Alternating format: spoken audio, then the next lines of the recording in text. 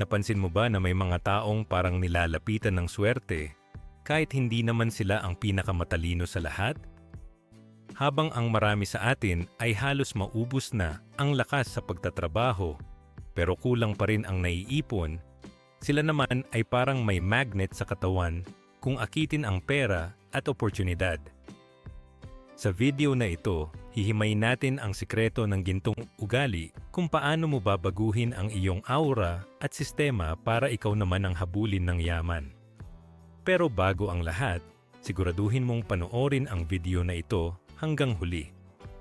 Dahil sa dulo, ibabahagi ko ang isang pinaka-importanting aral na magsisilbing switch para gumana ang lahat ng tatalakayin natin ngayon.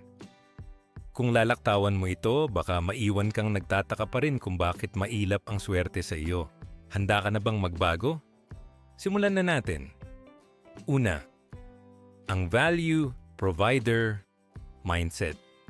Alam mo ba kung bakit kahit anong kayod ng marami sa atin, parang laging bitin ang sahod o kulang ang kinikita sa negosyo? Minsan kasi, nakatutok tayo sa maling bagay. Hinahabol natin ng pera, pero nakakalimutan natin na ang pera ay parang ligaw na pusa. Kapag hinabol mo, lalong tumatakbo palayo. Pero kapag may dala kang pagkain o something na gusto niya, siya mismo ang lalapit sa iyo. Iyan ang konsepto ng pagiging isang value provider. Sa madaling salita, bago mo isipin kung paano kukuha ng pera sa bulsa ng ibang tao, isipin mo muna kung anong problema ang kaya mong ayusin para sa kanila. Sa ating mga Pilipino, sanay tayo sa sipag at tiyaga. Pero ang katotohanan, hindi sapat ang sipag lang. Maraming masisipag na construction worker o magsasaka pero nananatiling mahirap. Bakit? Dahil ang hinahanap ng ekonomiya natin ay value o halaga. Isipin mo ito, bakit mas malaki ang kita ng isang specialist doctor kaysa sa isang general practitioner? Pareho silang doktor, pero ang specialist ay may specific na value na hindi kayang ibigay ng iba. Kaya ang unang step para maging money magnet ka ay ang paghahanap ng tinatawag nating Filipino sakit sa ulo. Tumingin ka sa paligid mo, sa barangay nyo o sa opisina nyo. Ano ba ang madalas na nirereklamo ng mga tao? Baka mahirap kumuha ng maayos na delivery service, baka walang marunong mag-ayos ng sirang gadgets, o baka naman kailangan nila ng tulong sa pag-asikaso ng mga papel sa gobyerno. Kapag nahanap mo ang problema at ikaw ang nagbigay ng solusyon, magugulat ka na lang na ang mga tao na ang magtatanong sa iyo kung magkano ang bayad. Iyan ang simula ng pagiging magnet. Pangalawa, kailangan nating burahin ang tinatawag na pwede na yan mentality. Sobrang talamak nito sa atin. Yung gagawa ng trabaho na basta matapos lang, basta masubmit lang. Kung gusto mong lapitan ka ng swerte at malalaking oportunidad, kailangan mong yakapin ang excellence. Ang isang money magnet ay hindi gumagawa ng sakto lang. Kung empleyado ka, huwag kang maging yung tao na laging nakatingin sa relo at naghihintay ng 5 o'clock para makauwi agad. Maging yung tao na kapag may binigay na task ang boss, gagawin mo ito ng mas maayos at mas mabilis kaysa sa inaasahan nila. Sa mundo ng business, tinatawag itong over-delivering. Kapag binigyan mo ang isang tao ng worth 100 pesos na serbisyo, pero ang feeling niya ay nakakuha siya ng worth 500 pesos, hinding-hindi ka niyan malilimutan. Ire-recommend ka pa niyan sa lahat ng kakilala niya. Ang referral ay ang pinakamalakas na magnet ng pera dahil hindi mo na kailangang mag-promote. Ang mga tao na mismo ang nagbebenta sa iyo. Dito rin papasok ang pag-upgrade ng iyong skill inventory. Sa panahon natin ngayon sa year 2026, mabilis na ang takbo ng mundo. Kung ang alam mo lang ay ang natutunan mo sa school 10 years ago, mapag-iiwanan ka talaga. Ang isang money magnet ay laging nag-aaral. Isipin mo ang sarili mo na parang isang smartphone. Kung hindi mo ina-update ang software mo, babagal ka at maghahang. Maglaan ka ng kahit 30 minutes gabi-gabi para matuto ng mga high-value skills. Ano-ano ba ito? Halimbawa ay digital marketing, basic accounting, graphic design, o kahit ang pag-intindi sa artificial intelligence. Hindi mo kailangang bumalik sa kolehiyo. Maraming free resources sa internet. Ang mahalaga dito ay ang willingness mo na maging mas magaling kaysa sa version mo kahapon. Isipin mo, bawat bagong skill na natututunan mo ay dagdag na magnet sa katawan mo. Mas marami kang kayang gawin, mas marami kang pwedeng singilin. Isa pang mahalagang aspeto ay ang pagiging bridge o tulay sa halip na maging barrier. Sa ating kultura, napakahalaga ng pakikipagkapwa-tao. Ang isang taong money magnet ay marunong mag-connect ng mga tao. Kapag nalaman mo na ang kaibigan mo ay naghahanap ng supplier ng bigas at may kilala kang tapat na supplier, ipakilala mo sila. Huwag mong isipin agad kung may commission ka ba o wala. Ang goal mo ay maging go-to person sa circles mo. Kapag nakilala ka bilang taong laging nakakatulong sa iba, kusa kang lalapitan ng mga business deals at partnership offers. Ang network mo ang nagsisilbing net mo para makahuli ng malalaking isda. Huwag kang maging madamot sa impormasyon o koneksyon. Ang universe ay may paraan para ibalik sa iyo ang value na binibigay mo sa iba, at madalas ay doble o triple pa ang balik nito. Panghuli sa aral na ito, kailangan mong maintindihan ang kaibahan ng pagiging busy sa pagiging productive. Maraming Pilipino ang pagod na pagod pero wala namang naiipon. Bakit? Dahil busy sila sa mga bagay na walang return on investment. Ang money magnet ay pumipili ng laban. Hindi lahat ng trabaho ay dapat mong tanggapin. Ang focus mo dapat ay sa mga activities na nagbibigay ng pinakamataas na value. Kung may ginagawa ka na pwede mo namang ipagawa sa iba para makapag-focus ka sa mas malaking plano, gawin mo. Ang oras mo ay ang pinakamahalaga mong asset. Huwag itong sayangin sa mga bagay na hindi naman nakakatulong sa paglago ng iyong character o ng iyong pitaka. Tandaan mo, ang pera ay hindi napupunta sa pinakapagod, kundi sa pinaka-wise at sa taong may pinakamaraming natutulungan. Kapag binago mo ang focus mo mula sa pagkita ng pera, patungo sa pagbibigay ng halaga, doon mo mararamdaman na ang buhay ay hindi na isang malaking pakikibaka, kundi isang serye ng mga oportunidad na kusa mong naaakit. Maging solusyon ka sa problema ng mundo at ang mundo ang bahalang magpuno ng iyong bangko. Ngayon naman talakayin natin ang financial integrity at emotional control. Pagkatapos nating pag-usapan kung paano maging source ng value, dako naman tayo sa isang bagay na madalas nating makalimutan, ang pag-aalaga sa perang dumadating sa atin. Alam mo ba na kahit kumita ka ng 100,000 pesos bawat buwan, kung ang gastos mo naman ay 105,000, hindi ka pa rin money magnet. Ang tawag doon ay money repellent. Pinapalayas mo ang pera bago pa man ito makasettle sa bulsa mo. Kaya ang pangalawang aral na kailangan nating matutunan ay ang pagkakaroon ng disiplina at integridad sa ating pananalapi. Ang pera ay parang tiwala, mahirap makuha, pero madaling mawala kapag hindi mo iningatan. Ang unang hakbang dito ay ang tinatawag na 24-hour cooling rule. Sa panahon ngayon, napakadaling mag-spend ng pera dahil sa mga online shopping apps. Isang click mo lang, order na agad.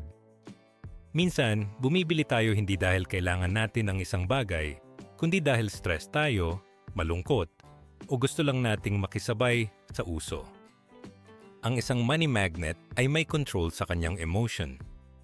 Bago mo i-check out ang item na yan sa cart mo, lalo na kung sale or discounted, maghintay ka muna ng 24 hours. Tanungin mo ang sarili mo kung bukas ba ay gusto mo pa rin ito o kailangan mo pa rin ba ito. Kapag lumipas ang isang araw at hindi mo na ito naiisip, ibig sabihin ay bugso lang iyon ng damdamin.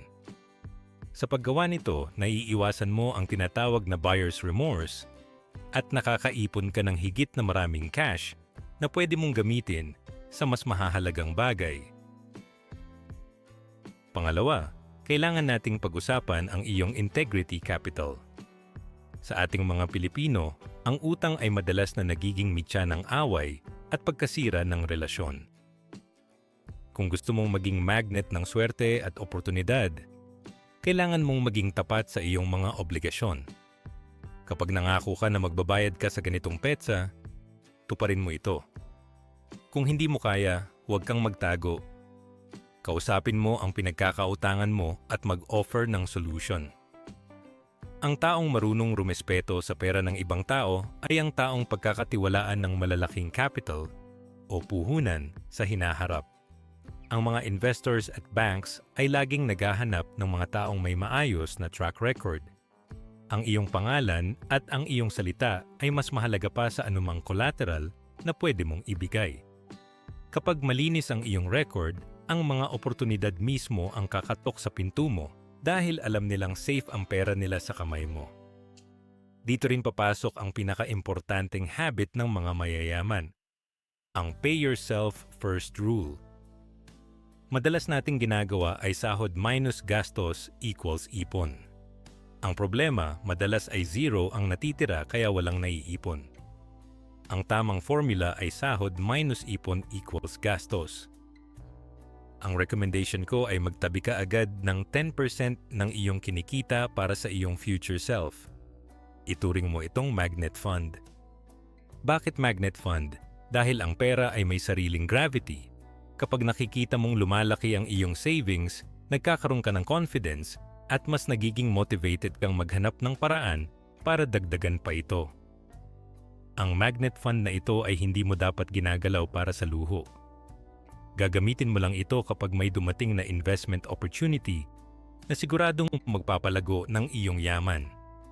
Kapag may nakatabi kang pera, hindi ka nadedesperado at ang taong hindi desperado ay mas nakakagawa ng matatalinong desisyon sa buhay. Isa pang dapat nating bantayan ay ang pagkakaiba ng needs sa gusto nating ipang-impress sa ibang tao. Maraming Pilipino ang nababaon sa utang dahil gusto nilang magmukhang mayaman sa social media. Bumibili ng pinakabagong smartphone kahit hindi naman kailangan para sa trabaho o kumakain sa mamahaling restaurant para lang may maipost na picture. Tandaan mo ito, ang mga totoong money magnet ay hindi kailangang mag-flex. Ang focus nila ay ang net worth, hindi ang network ng mga taong bibilib sa kanila. Iwasan mong ikumpara ang chapter 1 ng buhay mo sa chapter 20 ng ibang tao.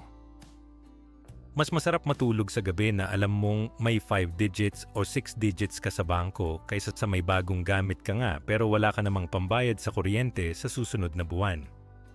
Ang financial peace of mind ay isang uri ng energy na nakaka-attract ng mas marami pang kasaganaan. Panghuli, kailangan mong magkaroon ng automated system para sa iyong pera.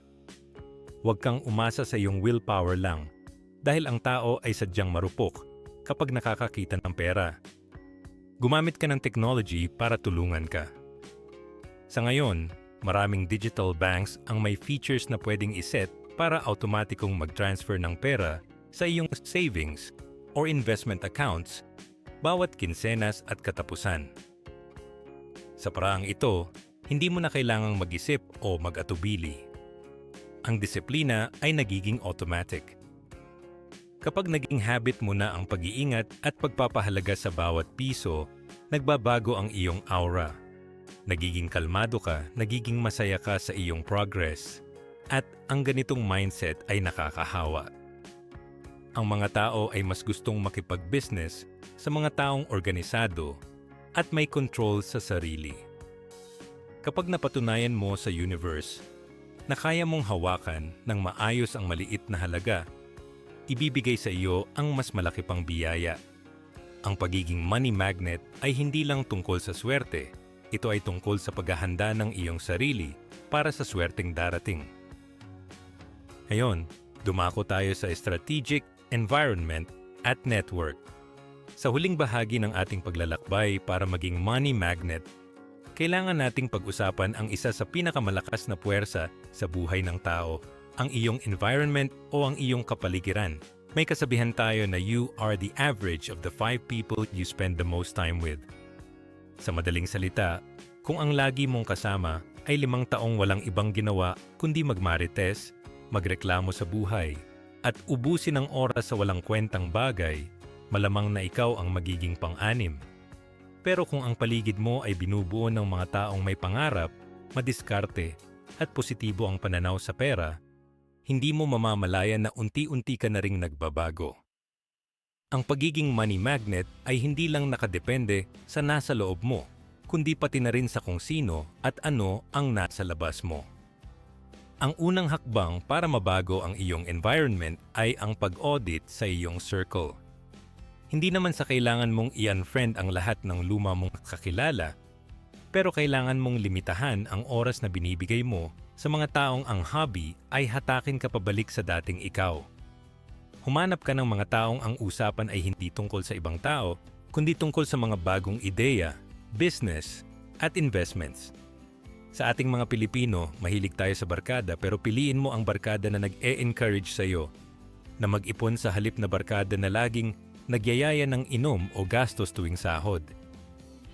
Kapag ang mga kausap mo ay laging nag-iisip kung paano lalago ang buhay, ang utak mo ay automatikong mag-a-adjust para maghanap din ng mga paraan para kumita. Ang tamang network ay parang signal ng Wi-Fi. Kapag malakas ang signal ng paligid mo, mas mabilis kang makakakonect sa mga oportunidad. Pangalawa, kailangan mong humanap ng iyong pera mentor. Hindi ito kailangang maging bilyonaryo na personal mong kakilala. Ang mentor ay pwedeng isang author ng libro, isang successful na local businessman sa inyong lugar, o kahit ang mga sinusubaybayan mong channels tulad ng Gintong Ugali na nagbibigay sa iyo ng tamang mindset. Ang mahalaga dito ay ang pagkakaroon ng tinitingala o role model. Obserbahan mo kung paano sila mag-isip, paano sila magdesisyon, at paano nila hinaharap ang mga problema. Kapag binabasa mo ang kanilang mga kwento o pinapakinggan ang kanilang payo, para mo na ring hinahawaan ang sarili mo ng kanilang tagumpay. Ang wisdom na nakuha nila sa loob ng 20 years ay pwede mong matutunan sa loob lang ng 20 minutes. Iyan ang shortcut para mapabilis ang pagiging magnet mo ng yaman. Dito rin papasok ang tinatawag nating pag-invest sa iyong presence. Hindi mo kailangang bumili ng mga designer clothes o mamahaling relo para lang masabing maayos ka. Ang point dito ay ang pagrespeto sa sarili sa pamamagitan ng pagiging presentable. Sa mundo ng negosyo at trabaho, ang unang tingin ay napakahalaga. Kapag malinis ang iyong pananamit, maayos ang iyong buhok, at maaliwalas ang iyong muka, nagbibigay ito ng signal sa ibang tao na kaya mong ayusin ang sarili mo, kaya siguradong kaya mo ring ayusin ang pera o trabaho na ibibigay nila sa iyo. Ang pagiging maayos ay nagbibigay ng confidence. At ang confidence ay isang uri ng energy na sobrang nakaka-attract ng mga kliyente at partners. Huwag mong maliitin ang kapangyarihan ng isang maayos na anyo. Madalas, ito ang unang susi para mabuksan ang pintuan ng malalaking deal. Kailangan mo ring matutunan ang lengguwahe ng pera. Kung gusto mong maging magnet ng isang bagay, kailangan mo itong intindihin. Maglaan ka ng oras para pag-aralan ang mga terms na madalas nating kinakatakutan, tulad ng inflation, compounding interest, stocks, or real estate. Kapag alam mo kung paano gumagalaw ang pera sa ating ekonomiya, ngayong year 2026, hindi ka na matatakot kapag may mga balita tungkol sa pagtaas ng presyo ng bilihin. Sa halip na matakot, makikita mo ang mga gap o butas kung saan ka pwedeng pumasok para magbigay ng solusyon. Ang kaalaman ay kapangyarihan, at ang kapangyarihang iyon ang magsisilbing magnet para hindi ka na maloko ng mga scam o mga maling investment schemes. Ang taong edukado sa pera ay hindi madaling mawalan ng pera. Panghuli at ang pinaka-importante sa lahat ay ang tinatawag nating gratitude loop. Ang isang totoong money magnet ay marunong magpasalamat sa bawat pisong dumadaan sa kanyang kamay. Kahit na pambayad lang iyan ng kuryente, tubig o upa, magpasalamat ka dahil may pambayad ka at dahil may serbisyo kang napakinabangan. Kapag ang tingin mo sa paglabas ng pera ay isang uri ng blessing para sa iba, ang universe ay lalong gaganahan na bigyan ka ng mas marami pang iba-bless sa mundo. Iwasan ang scarcity mindset o yung pakiramdam na laging mauubusan. Isipin mo na ang pera ay parang hangin. Masagana at laging nandyan basta't marunong kang huminga ng tama. Ang positibong relasyon sa pera ang huling sangkap para maging tuloy-tuloy ang pasok ng biyaya sa iyong buhay. Kapag maayos ang iyong circle, may gabay ka ng mentor, maayos ang iyong anyo, alam mo ang galaw ng ekonomiya, at marunong kang magpasalamat, wala nang dahilan para hindi ka maging isang ganap na money magnet. Ang yaman ay hindi lang swerte. Ito ay bunga ng tamang ugali at tamang kapaligiran. Final message. Ngayong nalaman mo na ang mga sikreto para maging isang money magnet, tandaan mo na ang lahat ng ito ay magsisimula sa isang desisyon. Ang pera ay hindi lang basta papel o numero sa screen. Ito ay refleksyon ng iyong halaga, disiplina, at ng mga taong pinipili mong makasama. Pero heto ang pinakamahalagang aral na ipinangako ko sa iyo. Ang tunay na magnet ay hindi ang iyong diskarte, kundi ang iyong pagkatao. Hindi mo maaakit ang yaman kung ang loob mo ay puno ng takot at pag-aalinlangan. Kailangan mong maniwala na deserve mo ang kasaganaan. Simulan mo sa maliit na hakbang, ayusin ang kama, magpasalamat sa bawat barya, at piliing maging mas mabuting bersyon ng sarili mo araw-araw. Kapag handa na ang iyong karakter, ang universo na mismo ang gagawa ng paraan para ibigay sa iyo ang mga oportunidad na dati ay pinapangarap mo lang. Huwag ka lang basta makinig, kumilos ka. Dahil sa gintong ugali, naniniwala kami na ang tunay na yaman ay nagsisimula sa tamang asal. Maraming salamat sa panonood at magkita-kita tayo sa susunod nating paglalakbay tungo sa tagumpay. Paki-like ang videong ito kung nagustuhan ninyo, mag-comment sa baba kung ano ang natutunan niyo dito at para sa mga iba pang content like this, mag-subscribe kayo sa ating YouTube channel. Muli ako po si Edward Giles at ito ang Gintong Ugali YouTube channel. Maraming salamat sa panonood at kita-kits sa susunod na video.